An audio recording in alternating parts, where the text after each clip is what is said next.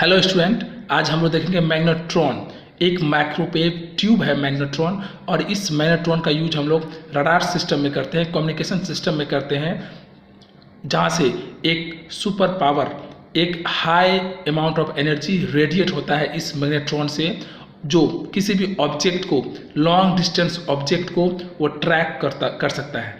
तो यहाँ पर इसके जो मैग्नेट्रॉन के जो पूरे कंस्ट्रक्शन है वो कुछ इस प्रकार से होता है कि इसमें कैथोड और एनोड लगे होते हैं और रेजोनेंट कैविटी लगे होते हैं, जिस रेजोनेंट कैविटी के कारण यहाँ पर एलसी ऑसिलेशन देखने को मिलता है। और इस एलसी ऑसिलेशन के कारण, और एलसी ऑसिलेशन में जो इंडक्टर और कैपेसिटर जो फॉर्म होता है इनसाइड द मैग्नेट्रॉन, उस एलसी, उस कैपेसिटर और इंडक्टर के कारण यहाँ पे एलसी ऑसिलेशन प्रोड्यूस होता है, और उस एलसी ऑसिलेशन प्रोड्यूस होने के बाद एक high amount of energy radiate होता है, और वो एनर्जी हमारा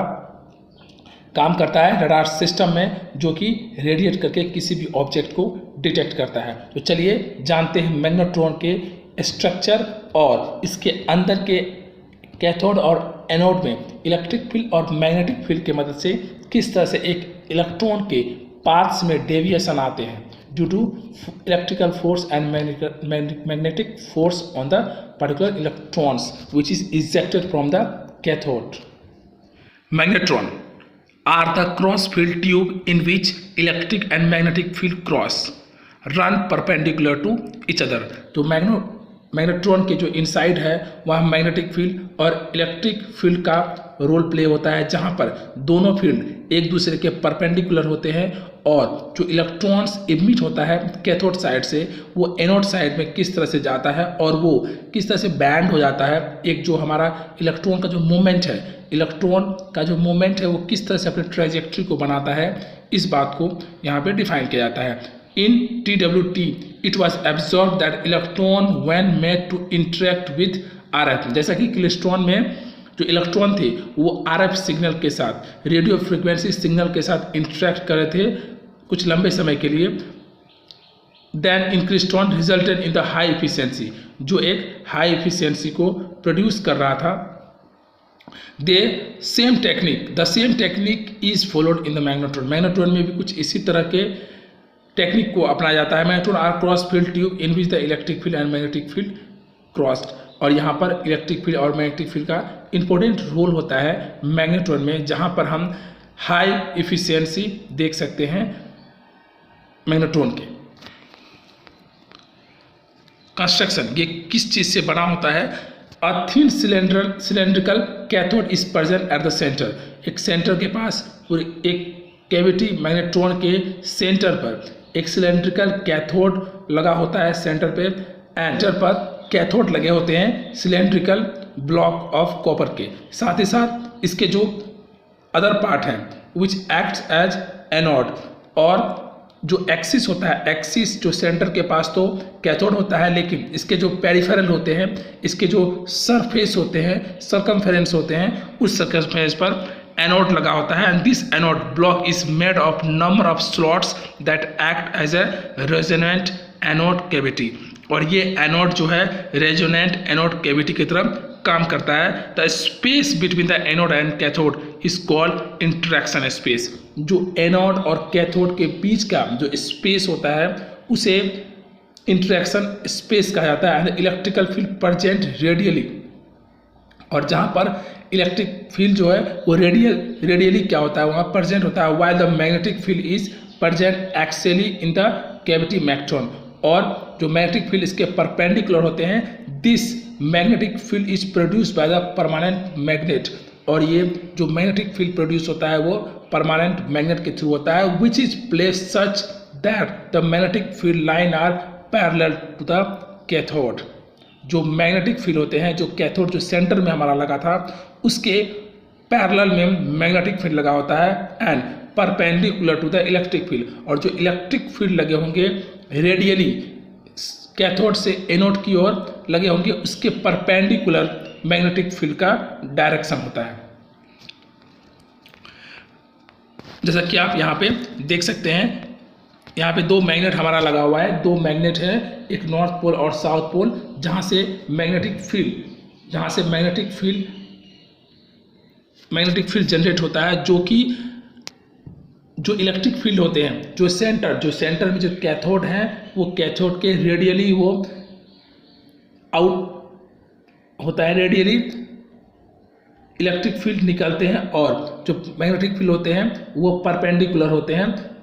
इलेक्ट्रिक फील्ड के, जिसके कारण ये इनका इंटरेक्शन होता है, इंटरेक्शन स्पेस में, और यहाँ से एक इलेक्ट्रॉन में जो मूवमेंट होता है वो देखने को मिलता है। तो magnetron tube is constructed of A vacuum tube having 2 electrodes. जैसा कि मैंने पहले बताया कि मैग्नेट्रॉन ट्यूब जो है वो 2 इलेक्ट्रोड से मिलकर बना होता है,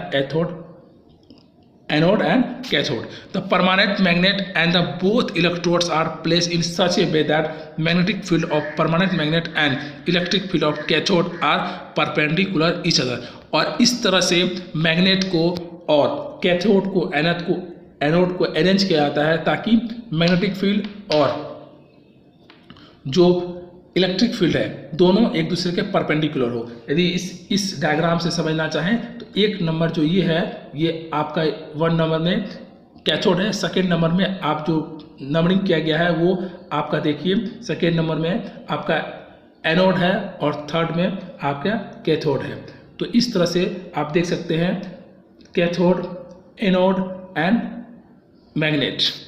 से मैग्नेटिक फील्ड जनरेट होगा, जबकि कैथोड से इलेक्ट्रिक फील्ड जनरेट होगा। दोनों फील्ड एक दूसरे के परपेंडिकुलर देखने को मिलेगा। अब कुछ इस तरह के स्ट्रक्चर देखने को मिलता है, जहाँ की ये कैविटी जो देखते हैं ये रेजोनेंट कैविटी है, जो कि कैथोड है, ये कैथोड पार्ट, एनोड पार्ट है। तो इस सेंटर, इसके भी ओवरव्यू देखा जाए, टॉप व्यू देखा जाए, ये कैथोड है और आपका ये जो है ये वाला पार्ट ये आपका एनोड है। मैग्नेट्रॉन के टॉप व्यू को देखा जाए तो जो सेंटर में सिलेंड्रिकल स्पेस होता है, सिलेंड्रिकल शेप में जो आप देख रहे हैं ये कैथोड है, और जो इसके स्फेरिकल में है, जो इसके सरफेस पे है वहाँ पर कैथोड लगा हुआ है, जो आप क्लियरली देख सकते हैं। और ये रेजोनेंट कैविटी है जो एज ए कैपेसिटर ये काम करता है, जहाँ आप नॉर्मली देख सकते हैं कि प्लस और माइनस चार्जेस आपको देखने को मिलेंगे, और ये कैपेसिटर की तरह काम करता है। जबकि इसके अंदर जो होता है, इसके अंदर जो प्रक्रिया होता है मैग्नेटिक फील्ड और इलेक्ट्रिक फील्ड का, वहाँ पर इंडक्टर की तरह वह काम करता है। इसके कारण कैपेसिटर और इंडक्टर के कारण एक यहाँ LC ऑसिलेशन देखने को मिलता है। LC ऑसिलेशन जो ये एक टर्म है, इस टर्म के कारण ही ये मैग्नेट्रॉन इतना यूजफुल होता है। तो कहीं न कहीं ये LC ऑसिलेशन एक यूजफुल प्रोसेस है एक मैग्नेट्रॉन के लिए, जो हाई पावर एनर्जी को रेडिएट करता है किसी भी मैग्नेट्रॉन से। और कोई भी रडार सिस्टम हो, उस रडार सिस्टम में किसी भी ऑब्जेक्ट को एक लॉन्ग रेंज में डिटेक्ट कर सकता है। पार्टिकुलर ऑब्जेक्ट को ये रडार सिस्टम में जो लगा होता है मैग्नेट्रॉन, इस मैग्नेट्रॉन की मदद से रडार सिस्टम किसी भी ऑब्जेक्ट को,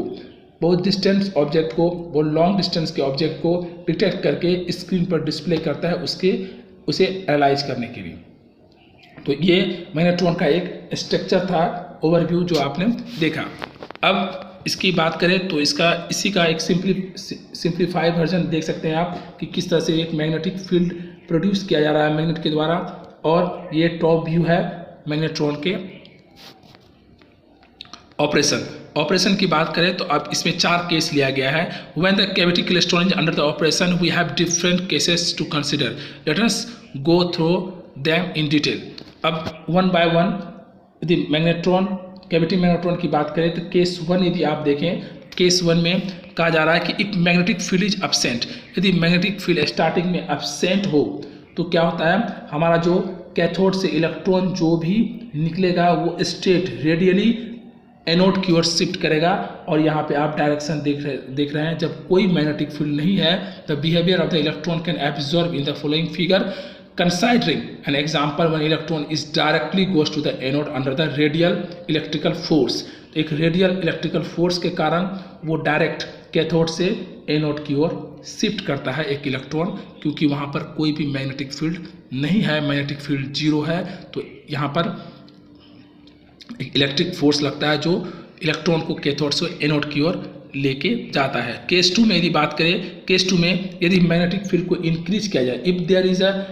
increase in magnetic field a lateral force act on the electron, तो अब जो है इलेक्ट्रॉन पर मैग्नेटिक फील्ड और इलेक्ट्रिक फील्ड दोनों के कारण यहाँ फोर्स लगेंगे और यहाँ पर कुछ इलेक्ट्रॉन के मूवमेंट में डेविएशन होगा, उसके पाथ में, इलेक्ट्रॉन के मूवमेंट और इलेक्ट्रॉन के पाथ में एक डेविएशन होता है, एक कर्व पाथ देखने को मिलता है। जैसे कि तो केस 2 में आप देख सकते हैं कि यहाँ पे किस तरह से इलेक्ट्रिक फील्ड और मैग्नेटिक फील्ड के कारण इलेक्ट्रॉन के मूवमेंट में डेविएशन आया है और इसको जो पाथ है वो कर्व पाथ यहाँ पर देखने को मिलता है, क्योंकि यहाँ पर दोनों टाइप के फोर्स, इलेक्ट्रिक और मैग्नेटिक फोर्स यहाँ एक्ट हो रहा है, तो यहाँ कर्व पाथ देखने को मिलता है जी। और मैग्नेटिक फील्ड को केस 3 में अब देखिए इस तरह से रेडियस किस तरह से फॉर्म होता है जब कोई इलेक्ट्रॉन्स मूव करते हैं कैथोड से एनोड की ओर, तो रेडियस का जो फॉर्मेशन होता है, रेडियस का जो फॉर्मूला होता है वो कुछ इस तरह होता है MV/E/B। तो यहाँ पर it varies proportional to the velocity of electron, तो इलेक्ट्रॉन का क्या वेलोसिटी है ये वेरी होता है। जो रेडियस का कैलकुलेशन है, radius of a path is calculated as like this and is vary with the velocity of electron and inversely proportional to the magnetic field, और जो मैग्नेटिक फील्ड होते हैं B उसके अनुसार वेरी करता है radius of this path. Case 3 में यदि केस 3 में क्या बोला गया, if the magnetic field B is further increase, और यदि यहाँ पे मैग्नेटिक फील्ड को फर्दर इंक्रीज किया जाए तो यहाँ पर भी देखने को मिलता है electron follow the path such an electron C just grazing N anode surface and making anode current 0, और यहाँ पर जैसे ही एक मैग्नेटिक फील्ड को फर्दर इंक्रीज किया गया है तो यहाँ पर इलेक्ट्रॉन का जो मूवमेंट है वो कुछ इस तरह से देखने को मिलता है, जहाँ पर इलेक्ट्रॉन जो है वो जस्ट एनोड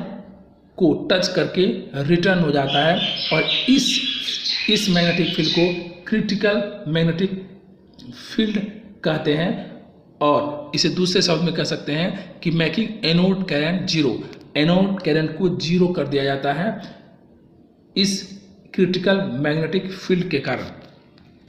और यहाँ से जो इलेक्ट्रॉन का मूवमेंट है वो इलेक्ट्रॉन जिस तरह से इजेक्ट हुआ कैथोड से और वो जस्ट एनोड को टच करके फिर से वापस अपने कैथोड के पास आ जाता है। तो ये प्रोसेस जिस मैग्नेटिक फील्ड पे होता है इसे क्रिटिकल मैग्नेटिक फील्ड कहते हैं। अब नेक्स्ट 4 केस है जब मैग्नेटिक फील्ड क्रिटिकल फ्रीक्वेंसी से भी ज़्यादा हो जाए, यदि हम if the magnetic field is greater than the critical field, then the electron follow path as electron D where the electron jump back to the cathode, और यहाँ पर डायरेक्ट क्या होता है, इलेक्ट्रॉन कैथोड से निकला और जंप करके वापस से कैथोड पे ही आ जाता है। And this cause back heating of cathode, इसे बैक हीटिंग कहते हैं। तो केस 4 जो था वो बैक हीटिंग का था, जब फर्दर मैग्नेटिक फील्ड को इंक्रीज किया गया as a compare of critical magnetic field. तो इस तरह से ये सारा प्रोसेस यहाँ पे देखने को मिलता है, किस तरह से एक इलेक्ट्रॉन मूव करता है कैथोड से एनोड की ओर, और जब मैग्नेटिक फील्ड को इंक्रीज किया जाता है तो ये प्रोसेस यहाँ पे है। तो इसे जो यूज करते हैं, इसे वाइडली यूज किया जाता है रडार सिस्टम में, और रडार सिस्टम में as all primary radar system the radiation reflected from the target is analysed to produce radar map on the screen. और जो भी ऑब्जेक्ट होते हैं एक लॉन्ग डिस्टेंस पे रडार उसे कैप्चर करता है with the help of magnetron, और उसे स्क्रीन पर प्रोजेक्ट करता है और फर्दर उस टारगेट को एनालाइज किया जाता है।